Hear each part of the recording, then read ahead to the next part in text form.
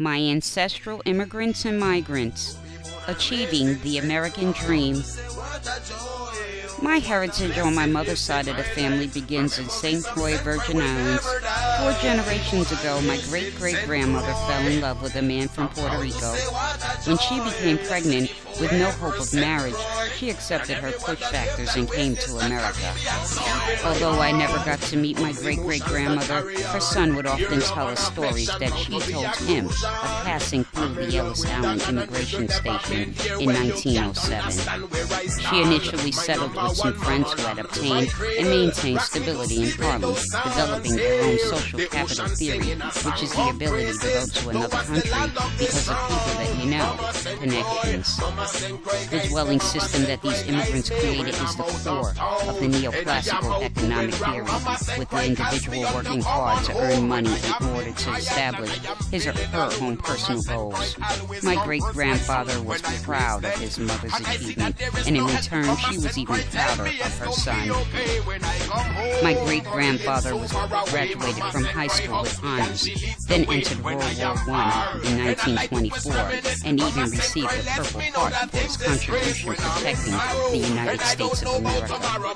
Although he was born on American soil, my great-grandfather had strong cultural ties that had developed in Harlem, New York, within that tightly knitted, vastly growing social capital group from St. Croix.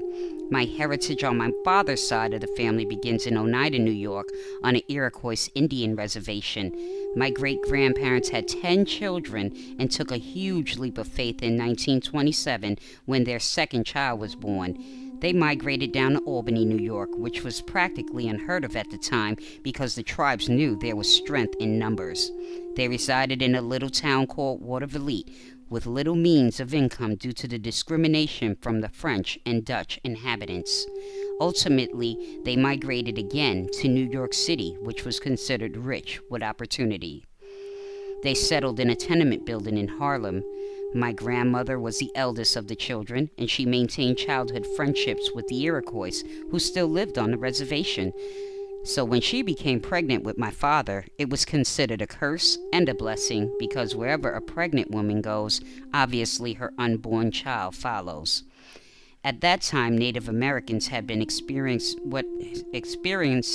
what was considered infiltration due to interracial relationships, which weakens the bloodlines, so my father's conception was not as bad as it could have been.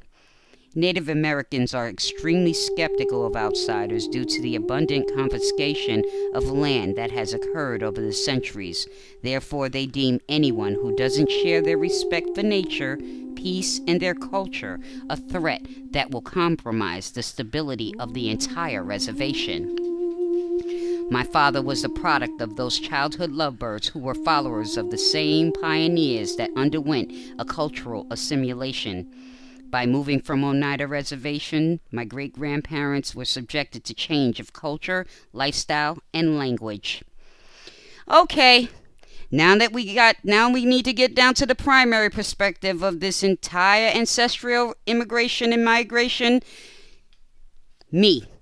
I am the product of the above-mentioned cultures. However, at the end of the day, I am an American. My generation of offspring is the 4th generation, which consists of 47 cousins and 1 brother that know nothing but the American way of life, while striving for the American dream, hoping for a means of making a difference in the lives of others today that will benefit and contribute to the world tomorrow.